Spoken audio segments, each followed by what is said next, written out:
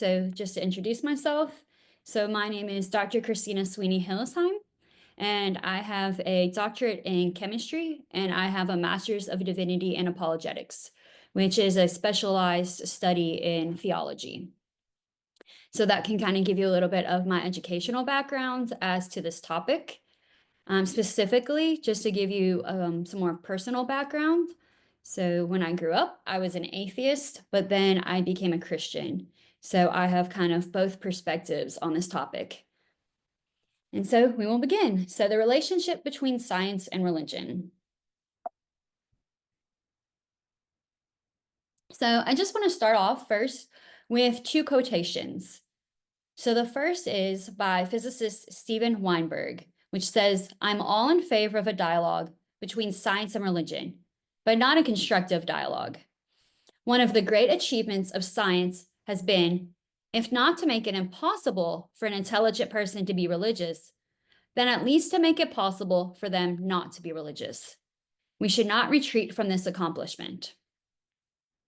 Now, to kind of give you a different perspective, another quote, also from a physicist, and a theologian, John Polkinghorne, he stated, "Science and religion are friends, not foes. In the common quest for knowledge, some people might find this surprising, for there's a feeling throughout society that religious belief is outmoded or downright impossible in a scientific age. I don't agree. In fact, I'd go so far as to say that if people in this so-called scientific age knew a bit more about science than many of them actually do, they'd find it easier to share my view."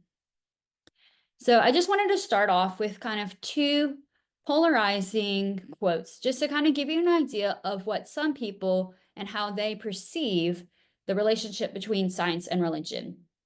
And I wanted to pick two physicists just so you can kind of see people from similar backgrounds.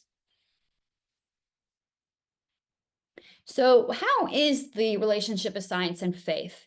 So there are kind of three approaches or perspectives to this relationship. The first perspective is that science and faith, and in this context, when I'll be speaking about faith or religion, I'll be speaking specifically about Christianity. And so one perspective is that science and Christianity are actually at war with each other. They're fundamentally at odds. The second approach or perspective is that science and faith represent two very separate and distinct realms that don't or can't interact with each other. And the third is that scientific evidence actually supports theistic belief. So let's talk about the first one here. So science and faith at odds. So as you know, we live in a technological culture where many people believe that science trumps all other forms because science is considered to be rational and experimental, and the way that we gather that quantifiable information is the only way that we can really achieve truth. Everything else that is not obtained through science is considered to be either belief or opinion. So it's thought that if something cannot be quantified or tested by the scientific method, then it cannot be true or rational. And so this is kind of that concept of sciences are rational. This is where we get truth. Everything else does not fall into that. Now, how do we think about this? Can we accept this as an approach to this relationship? Well, those that feel like it's at odds, their definition of how we determine what is true is actually what is considered a self-contradicting statement. If the way that we achieve truth is only by something that can be tested, that statement alone is not something we can test. We cannot test that I can only get truth through science. So the statement itself that is the basis of this argument is not in the definition of logic, and how we use logic is not a valid argument. And if we just think about it, we take kind of logical arguments out and we just think about it in just life experience, we would say, well, we don't really get all of our truth from just science. We get some things from just being introspective or observing. So for example, free will. How do we know that free will exists? We don't achieve that answer through science, but we achieve it through just observation of ourselves, how we make decisions and how we interact with people.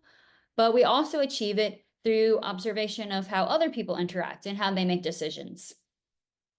We can also learn through history. This is one of the reasons most people take history as children in school.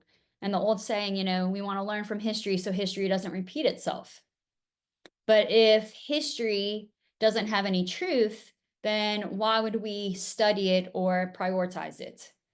And so we may think that these two are at odds and we should only really study science to get truth, but that's not actually how society works. We actually value other means and other disciplines as areas that we can get truth.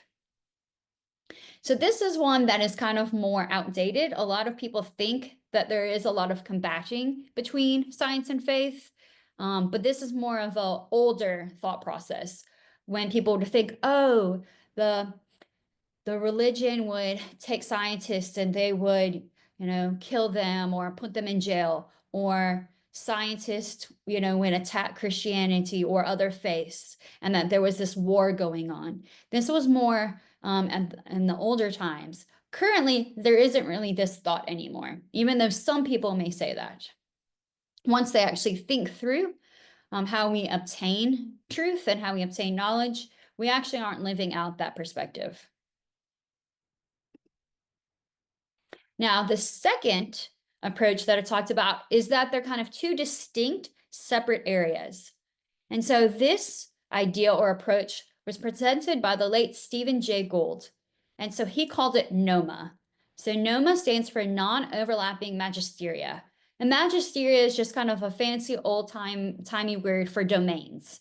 So the idea was you have your science domain and you have your faith domain, and they're just separate. They're kind of each doing their own thing, and they're not really bothering each other. Instead of attacking, they're just kind of doing their own thing and not really focused on each other. And so here, the idea is that the science magisteria or domain focuses on the realm of facts and covers the empirical universe. Whereas the faith domain or religion domain is the realm of morality and faith and extends over questions of moral meaning and value. However, do we really see this in everyday life? This is partially true. There are some areas, some domains that are neutral to science and faith that don't really affect big worldview issues. For example, for science, the number of elements on the periodic table. Religion doesn't really have an issue with that. They're not fighting it or anything, and that doesn't really have an effect on religion.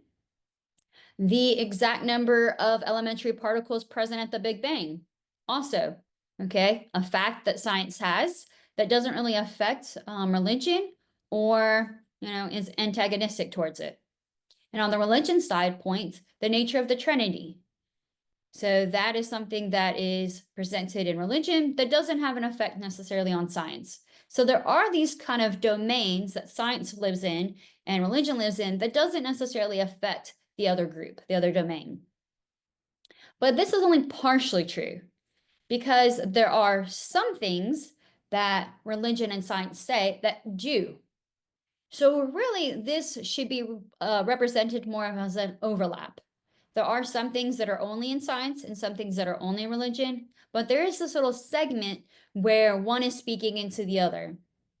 So for example, religion makes very specific claims about facts. And we said that the realm of science is supposed to be the realm of facts. But religion says, well, no, we have some facts as well. For example, religion says that the universe has a beginning. So now they're speaking into the scientific realm.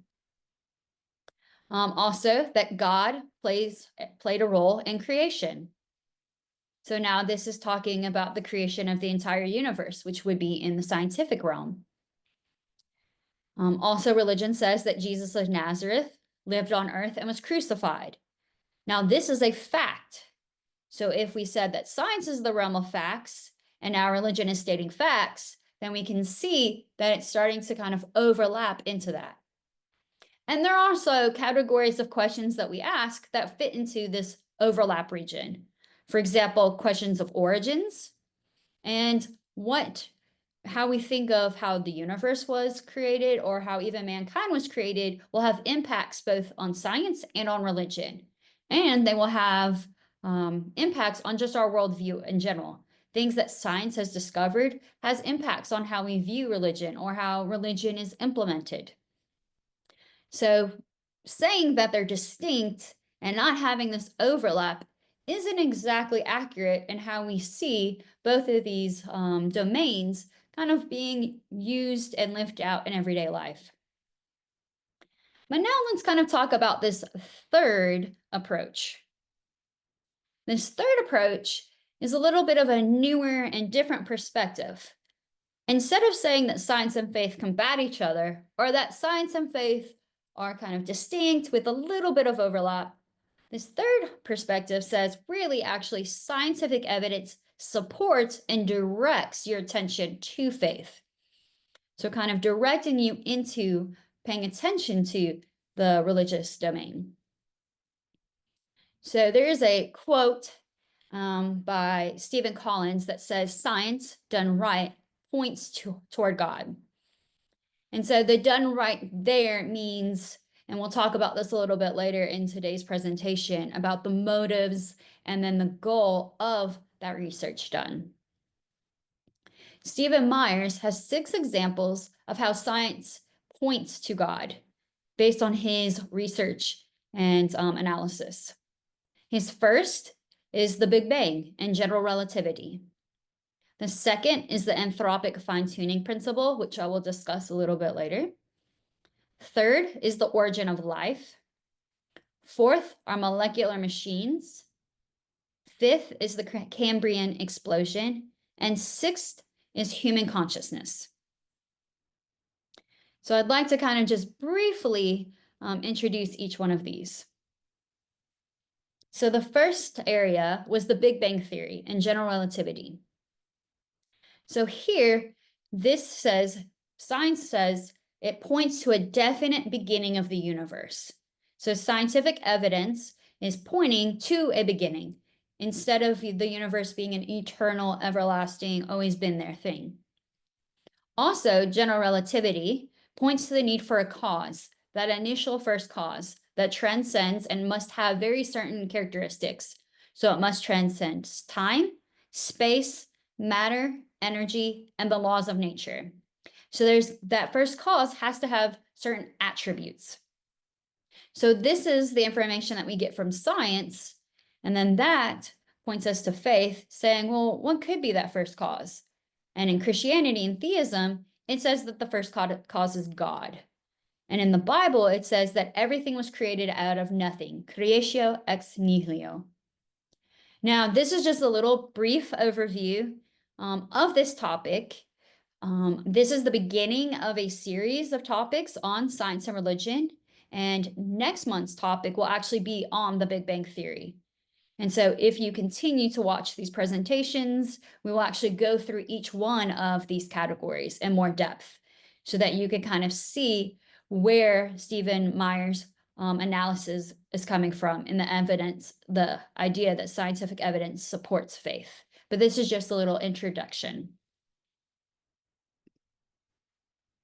The second is the anthropic fine-tuning principle. And so here, when you think of the term anthropic, if you're not familiar with this idea here is that all the laws and parameters of physics that kind of govern how our universe and how our earth and everything functions is very precisely wired. And they're precisely wired and precisely tuned so that life would be possible. And there are multiple examples, and this is also going to be a presentation, but just to give you 2. So in the beginning, the universe was expanding. It's still expanding, but there is a expansion rate that we were able to calculate. And for that expansion rate, it is fine-tuned for life to a trillion point. I'm not sure if I said all those trillions, 5 trillions to be exact. And if it were off just a hair based on how fast or slow that the universe is expanding, life would not be able to exist. If it was either faster or slower. And this is just one example. There's several more in regards to how our atom is structured and in regards to gravity as well. Our third that Myers presents is the origin of life and the origin of information necessary to bring life into existence. So life at its root requires information. So stored into DNA and protein molecules is the information needed for life to be able to occur. Now, Richard Dawkins describes this as kind of like in the genes, it's like a machine code. And so he kind of sees it similar to kind of like a computer program or a computer software. However, if we think about that, for you to have computers or to have even the software, so if the computer would be the body and then the software would be the DNA or the proteins, all that information, something has to design that software. So it would need to be produced by some sort of intelligent engineer. In our case, in the computer case, it would be a software programmer. But when we're talking about the cell and how that information was put into the cell, then that intelligent designer is thought to be God. And this will also be explained later in a presentation. The next piece of evidence is molecular machines. So this is evidence for design in molecular machines that defy explanation by Darwinian natural selection. So if you were to read Darwin's complete work, he says at the end of his work, after his theory of evolution and natural selection, he says that if you were able to find an irreducibly complex system, it would then negate his theory. Because an irreducibly complex system is a system, a biological system that has multiple parts to it. But each of these parts could not exist on its own. It can only function and exist in this whole, in the whole. This is why it's irreducibly complex. You aren't able to break it down further. And so if you were able to find this type of system could not be produced through natural selection. Because natural selection cannot create this new part, but can only preserve and kind of tweak what was already there. So natural selection is saying, okay, we have something, now we want to, what traits would make it the best? But with an irreducibly complex system, you can't just create all the little parts and then have it to come together to make the thing. It's not able to, it won't function unless it's all put together. And natural selection is unable to take these huge leaps. And this is by Darwin's own definition of how the process works. It's only minute changes. It's not able to make big leaps. So being able to find molecular machines is a scientific evidence that kind of supports religious belief. And there are hundreds of these irreducibly complex systems, both in biology and in the laws and the natural processes. And the next is the Cambrian explosion. And so here in the Cambrian period, if we were looking at the fossil record and looking at what were the species that existed at the time and the body plans, at that period, 20 to 35 completely novel body plans just come into existence. So this is a huge jump in complexity.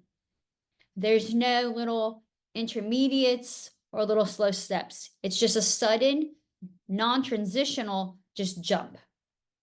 And like I said kind of before with the molecular machines, with natural selection, we can't have these big jumps. You can only kind of have these small little changes. If you need a big jump, something else has to come in and kind of cause that to happen. And some sort of intelligent agent would have to intervene to cause this big leap. The next is human consciousness. And so we are thought of as more than just matter. Science agrees with this, and religion says, yes, we were made in God's image. We are more than just matter. And if we look at our abilities, we have a capacity to do many things: self-reflection, creativity, and language. things that are associated with our consciousness. But at this moment, science cannot account for how this consciousness would occur. If we're looking at the process of evolution and how, if we were to start at the beginning and go all the way into having a brain, where would consciousness be able to be created? It does not fit in. And so having consciousness is another evidence of having to have some sort of intelligent agent coming in and adjusting and tweaking the process. So these are just a few of the scientific evidences that support faith. So you might say, okay, Christina, you've provided a lot of evidences. You've talked about the three ideas between science and religion. But if science is supposed to support or direct me to religion, then why don't we have more scientists believe in God? So if we look at a few data points, in 1966, 60% of scientists either disbelieve or were doubtful about God. And then in 2009, 49% of scientists do not believe in some form of deity or higher power. Now, I do want to preface that this study was done only in America. There's not been an overarching study looking at this from a global perspective. So I do want to preface this. And this study is currently being done at this time. So the newer data has not been released yet. But just looking at this, we can see that more scientists are becoming believing in religion and Christianity and God. But why aren't we having a bigger impact, or why aren't even more scientists leading that way? And there's a few reasons I want to share. One, it takes time for new discoveries to reach all areas of science. If you are a chemist, you're kind of in your own little chemistry bubble, and you're learning, you're going to conferences, and you're learning about new discoveries in your field, but it takes some time for you to learn about things that are outside your field, maybe in neuroscience or psychology. If there's an advancement there, it may take some time before it will reach you. Even though you are a scientist, you're probably reading journals. It just will take some time even for you to trickle in, let alone for it to trickle into the general population. Also, in science, there is a materialistic worldview. This is the dominant perspective. So it is very difficult to go against the grain. And in some areas, to go against the grain could also be detrimental to your either academic career or professional career. So it becomes a little more challenging to kind of be outspoken or to even share your beliefs if you do have those, or to even change them. And within the scientific culture, there are belief systems, both in Christianity or opposing. But if you have a certain belief system, scientists have a tendency to kind of put blinders on. And sometimes this happens even outside of maybe studies that happen to be impact your religious beliefs. Scientists kind of focus in and may ignore other evidence because it doesn't fit into what they expect or what they would like to see from where they're hoping the science would go. Every scientist has a motive for doing the work. When I was working on my doctorate, I had a motive. Everybody has a motive. It could be religious beliefs or naturalistic beliefs, but in all honesty, these motives shouldn't matter. As scientists, we should only look at the evidence and assess it from a validity standpoint. Was this research done correctly? Is it valid? And can I trust the results? And then take it into consideration. It shouldn't matter what they're studying and how you feel about that topic, and then make your opinion before even reading. Now, that's just from a scientific perspective and a science. You may say, well, I'm not a scientist, so where do I fit in with that? You also have motives. You also have reasons for why you may take information and kind of process it and push it away, or even process it, but be skeptical and not really even give it a chance sometimes. But there's another reason that sometimes people may have an objective to being open to religion. And this is kind of a sidebar in regards to science per se. So if we were to say, okay, all the science points to religion, okay, I agree with that, it's valid, and I'm gonna go and I'm gonna follow. But now if we step into that perspective, now what does that mean? If you then do accept God, would that affect your life? And this is what Nietzsche had an issue with. He recognized that if he were to accept God, then God would have to rule and he would have to serve. And this was from his version of existentialism. And he really struggled with this condition of how should my happiness or why should my happiness be dependent or be subjected to the will of God?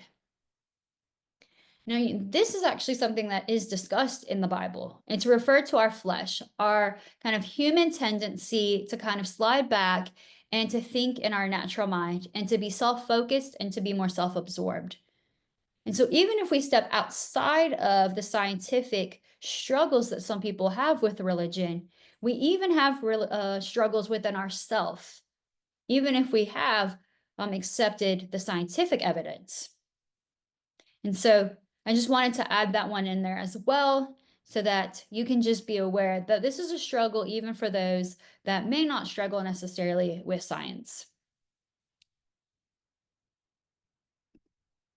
So I just wanted to thank you for attending my talk on the relationship between science and religion.